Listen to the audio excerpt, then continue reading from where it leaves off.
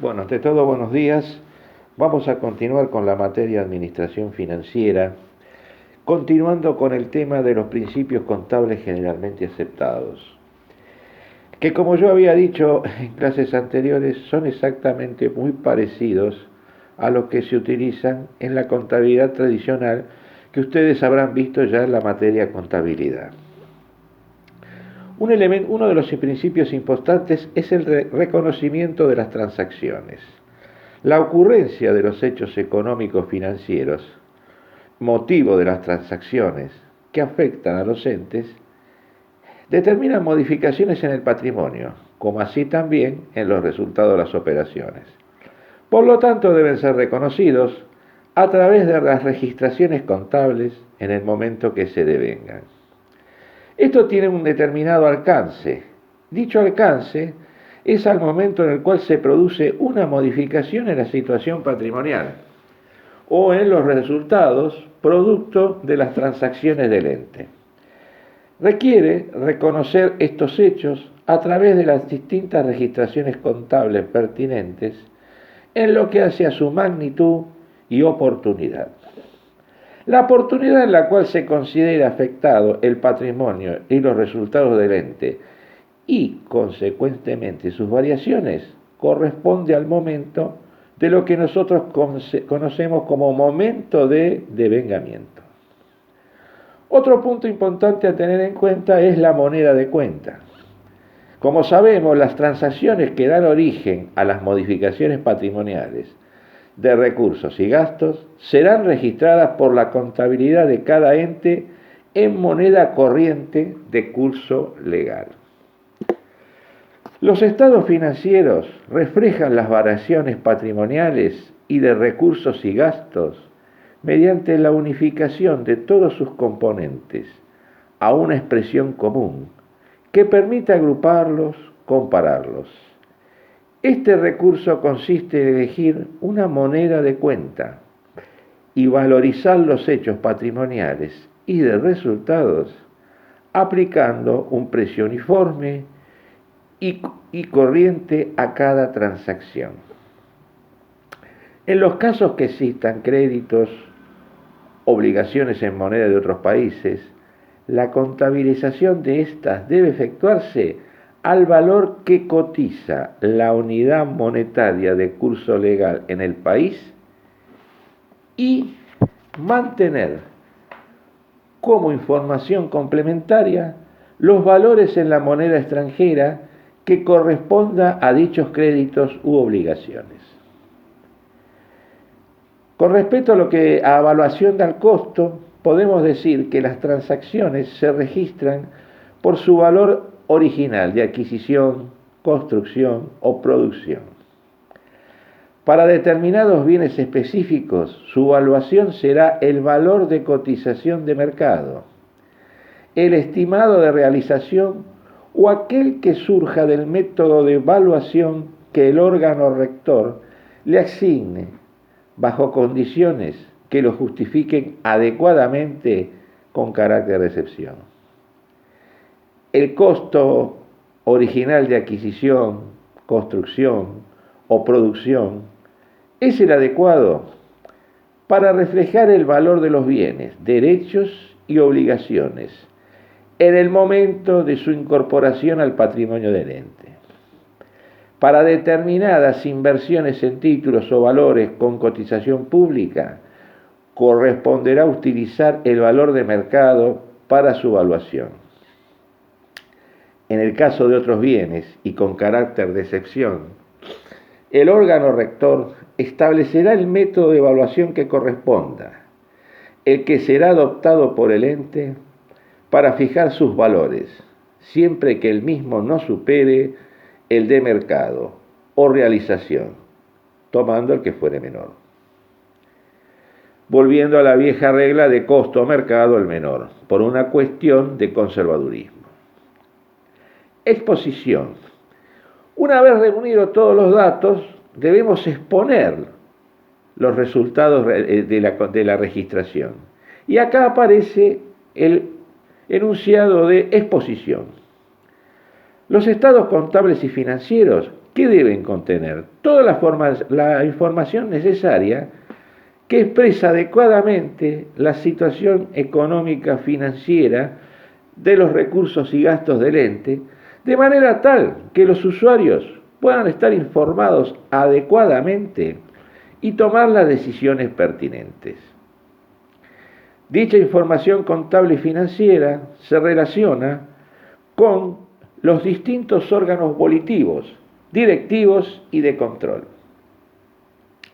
que tienen, por supuesto, intereses diversos. Para tal fin es importante que se expongan los diferentes estados en forma clara y consistente a los efectos de su correcta interpretación. La contabilidad, a su vez, debe utilizar el principio de universalidad. ¿Por qué? Porque debe registrar todos los hechos económicos, cualquiera sea su naturaleza, que afecten o puedan afectar el patrimonio, los recursos y gastos del ente. Todas las operaciones que realiza el ente corresponden a diversas etapas de su gestión. Por consiguiente, el universo de las mismas debe reflejarse en la contabilidad y en sus estados complementarios. Con respecto al principio de importancia relativa, aquellas transacciones que por su magnitud o naturaleza tengan o puedan tener un impacto sobre el patrimonio, los gastos y los recursos del ente, deben ser expuestas de manera tal que el usuario de los estados contables disponga de una clara interpretación sobre la incidencia inmediata o mediata de las mismas. Por consecuencia, la información brindada a través de los estados contables y financieros deben exponer adecuadamente todas las transacciones cuya materialidad afecte o pueda afectar al ente, ya que en su patrimonio, como los recursos y gastos, los debe cuantificar en forma exacta a los fines de permitir una adecuada interpretación y eventual toma de decisiones de los diferentes usuarios.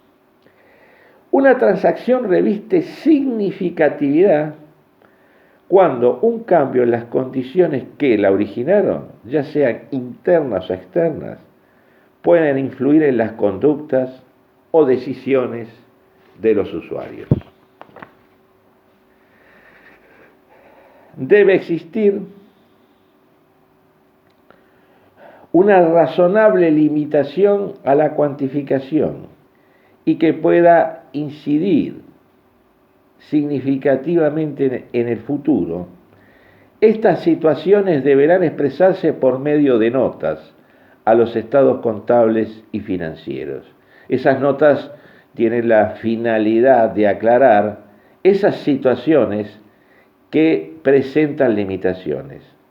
Resulta fundamental para delimitar la magnitud de las transacciones significativas ponderar el equilibrio entre la utilidad de la información a destacar, el grado de detalle de las mismas, su naturaleza e importe. Nos quedaría por ver, por último, el criterio de uniformidad.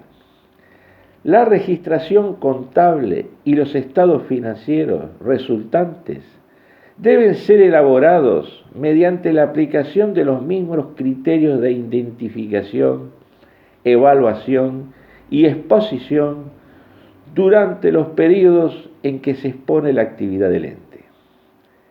La identificación de las transacciones del ente se efectúan sobre la base de la aplicación de los clasificadores presupuestarios de manera uniforme, la cual hace compatible la información que generan todas las áreas de gestión de la Administración Nacional. La interpretación y análisis de los estados financieros requiere en la mayoría de los casos la posibilidad de comparar la situación financiera de una entidad y sus resultados de operación en distintas épocas de su actividad, Consecuentemente, es necesario que las prácticas y los procedimientos contables sean aplicados en forma uniforme y consistentemente, no sólo para el ejercicio al que se refieren los estados financieros, sino también en relación con ejercicios anteriores. Por último, mencionaremos el criterio de prudencia. Este criterio de prudencia se puede definir enunciándolo de la siguiente manera.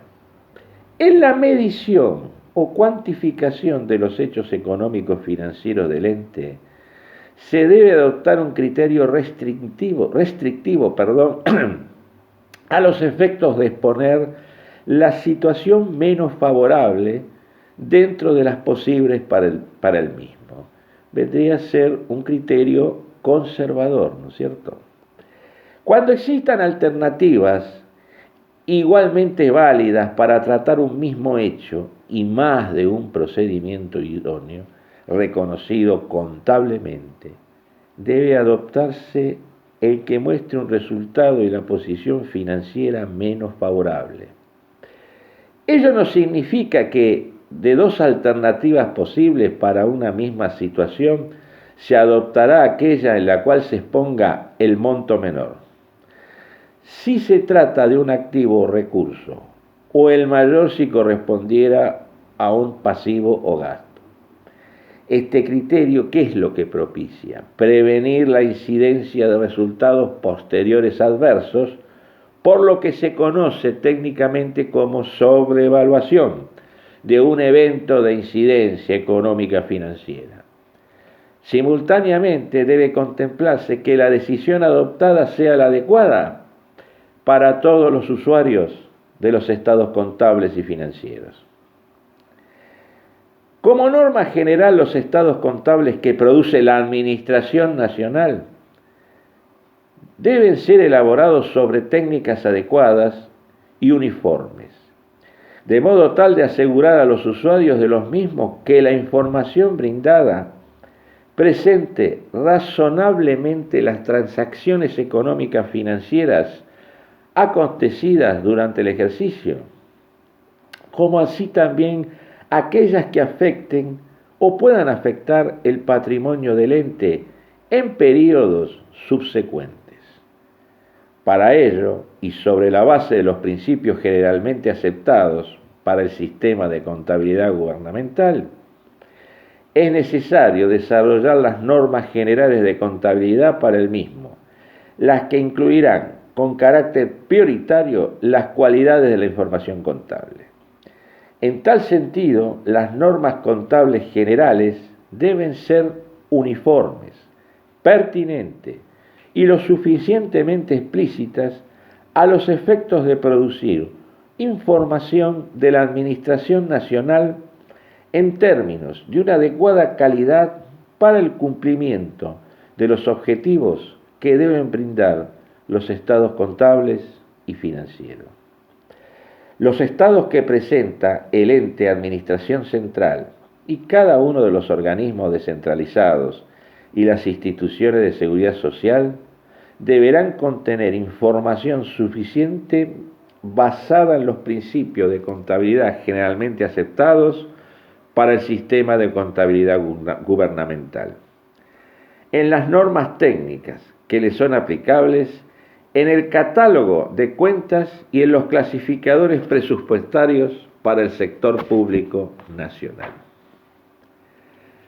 Asimismo, dichas normas deben ser de fácil interpretación, confiables y de utilidad para todos los entes que integran el sector público nacional. Es de destacar que la categorización de las normas contables generales a ser desarrolladas pueden desagregarse conforme su exposición contable. La calidad de la información contable está relacionada con una serie de preceptos. Las normas de evaluación y exposición sin perjuicio de lo expuesto, estas normas contables generales han de ser oportunamente complementadas con normas contables particulares.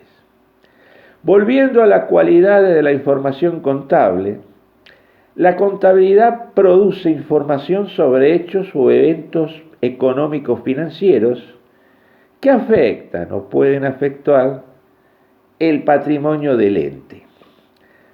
Varios son los requisitos que deben aplicarse para determinar con precisión la modalidad y las características de la información contable y de las normas y procedimientos que deben adoptarse en su elaboración y formulación. Deben garantizar su eficacia como base en la toma de decisiones por parte de los diferentes usuarios interesados en la misma. Por lo tanto, las cualidades que debe contener la información para cumplir con los objetivos antes enunciados son las que se describen a continuación. Como cualidades de la información, en resumen diríamos: utilidad. La información producida por la contabilidad debe ser eficaz y eficiente, de modo tal que sirva para satisfacer razonablemente las necesidades de los diferentes usuarios de la misma, relativas a la gestión del ente. Identificación. Los estados financieros se refieren siempre a entes determinados, a periodos de plazos ciertos y a las diversas transacciones ocurridas de carácter económico, financiero, específicas en lo mismo. La información debe también reunir el concepto de oportunidad. ¿Por qué? La información contable debe ser puesta en conocimiento de los usuarios en las circunstancias que determine la norma legal, para que éstos puedan adoptar en tiempo y forma las decisiones que se estimen correspondientes. A su vez también debe reunir la información contable, la representatividad. La información contable debe contener todos aquellos aspectos relevantes que permitan exponer en una descripción adecuada y abarcativa de los hechos económicos financieros ciertos que afecten al ente, e incluir también aquellos acontecimientos eventuales susceptibles de ser cuantificables y que pueden incidir en el mismo. Con respecto a la verosimilitud, podemos decir que la información debe ser fidedigna, resultando para ello imprescindible incorporar en los registros contables exclusivamente aquellas transacciones realmente ocurridas y por consiguiente expresadas en su adecuada dimensión. La terminología que se utilice debe ser precisa, de manera tal que evite las ambigüedades y resulte inteligible y fácil de comprender para los usuarios que dispongan de un mínimo conocimiento en lo que respecta a las técnicas contables. Debe ser confiable, o sea, debe reunir lo que se llama el concepto de confiabilidad. La información contable debe reunir requisitos de certidumbre tal que le otorgue frente a los usuarios el carácter de creíble y válida para adoptar decisiones pertinentes. Esta calidad de la información está relacionada con la captación de los datos, su clasificación, evaluación y exposición. Con respecto a la objetividad, la información debe representar la realidad en función de criterios preestablecidos que deberán aplicar todos los operadores del sistema, sin que incidan aspectos subjetivos que provoquen distorsiones en el proceso contable y en la información producida. Nos queda por analizar el concepto de verificabilidad, que todo sistema contable debe generar información y emitir estados contables que puedan ser controlados por terceros ajenos a su procesamiento, puesto que deben operar sobre criterios objetivos y predeterminados que posibilitan registrar, clasificar, procesar y ordenar las transacciones con incidencia en la contabilidad a los fines de su posterior presentación ante los usuarios. Con respecto a la homogeneidad, la información que se procesa debe ser formulada sobre la base de criterios similares en el tiempo, y su aplicación debe ser común para los entes, de modo tal que faciliten análisis y su evaluación temporal, posibilitando realizar las comparaciones correspondientes. Tales comparaciones deben permitir la necesaria interrelación y cotejo con la información del ente en diferentes fechas o periodos con las emanadas en otras jurisdicciones. Por último, la racionalidad implica que la información debe resultar de la aplicación de un método rápido, coherente, fundado en el razonamiento lógico.